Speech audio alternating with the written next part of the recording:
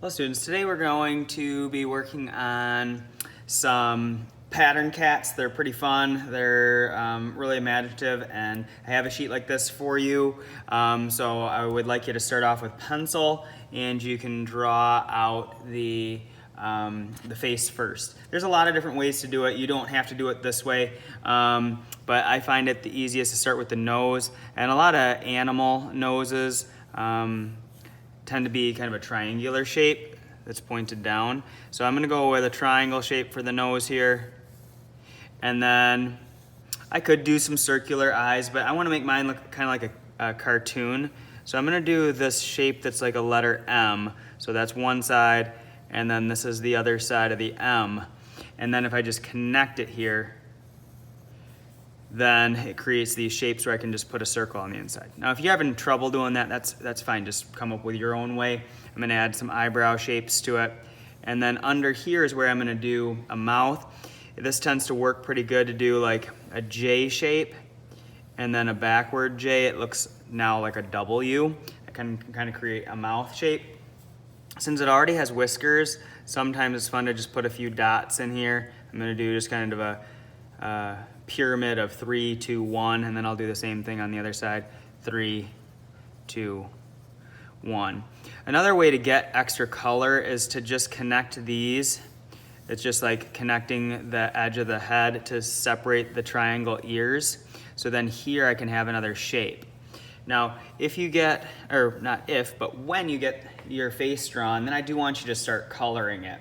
So when I'm coloring it, if you want to make your lines stand out more too, you can just see that I'm just like tracing them a little bit harder, but I would only press these lines on a little bit harder once I have it drawn, because then it would be hard to erase so you can always press the line on a little harder if you want it to stand out. Okay, now I'm going to start adding color. I'm gonna do some outlining first so that I don't get color all over the eyes or all over the nose. I'm just gonna kind of outline what I already have. So I'm gonna go around this stuff.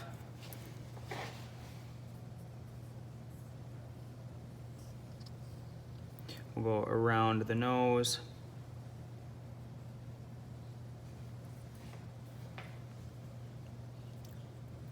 Once I have this outlined, then it tends to be easier to color it in. Then it won't get messy and sloppy.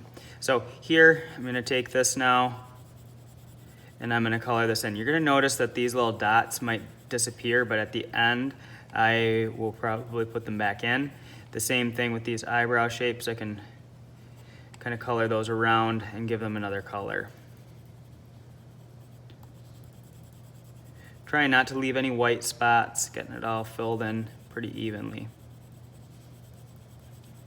So even though those little dots are getting covered up, I can still see them, so I can put them back in with a color.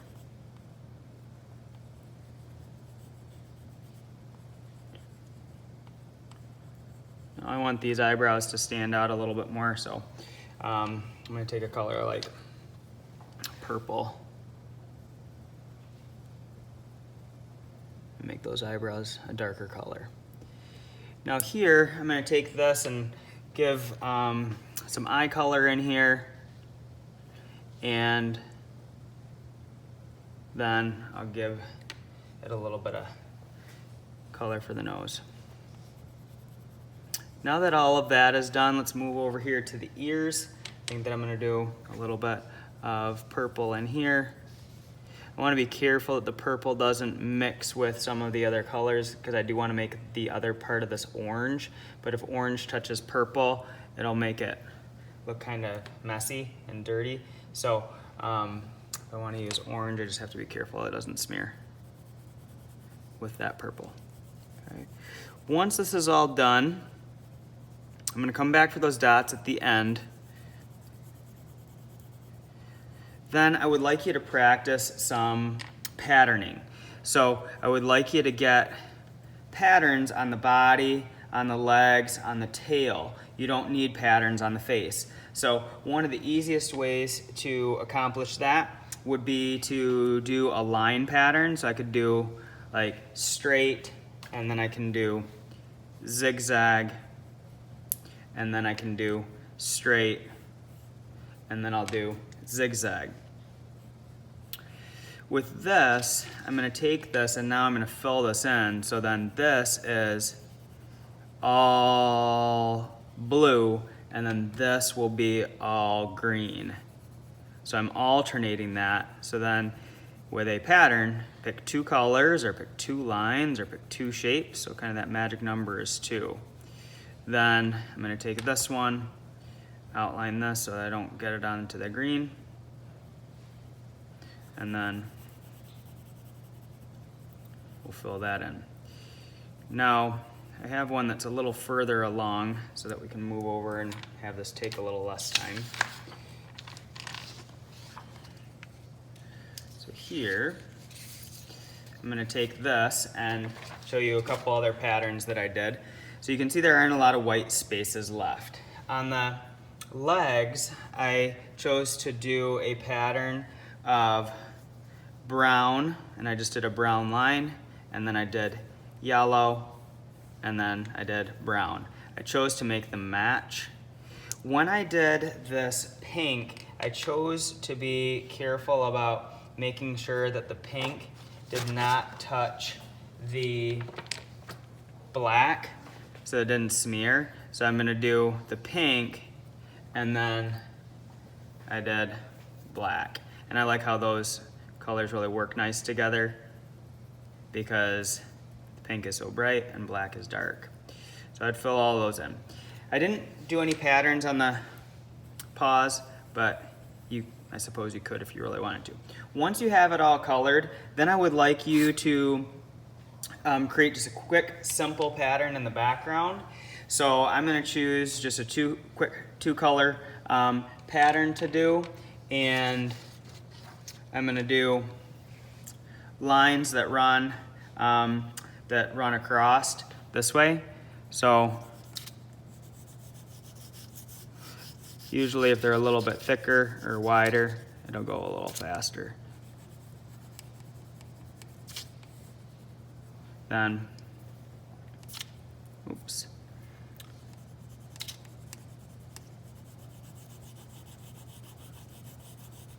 And you can pick any 2 colors that you want.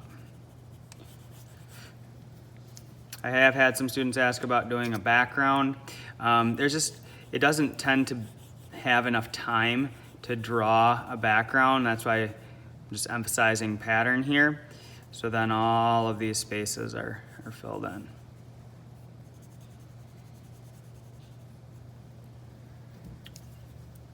And we'll run that all the way down and around. So this one has all of the pattern done on it. This one's a little bit different. I tried to make him look a little bit more like Pete the Cat. And you can see that when you're done making your background and it's all colored in, then I would like you to practice doing some mixing. So here you can see that I took the dark blue that I had and then I mixed it with light blue. So if you think that you're done early, I would like you to work on doing some mixing. Now, if you didn't have blue, you would get the same effect if I did purple instead. So you just use the color wheel. Blue is next to purple, blue is next to green, but since I had a green and yellow background, I chose to do blue and mix it with purple. For this red is next to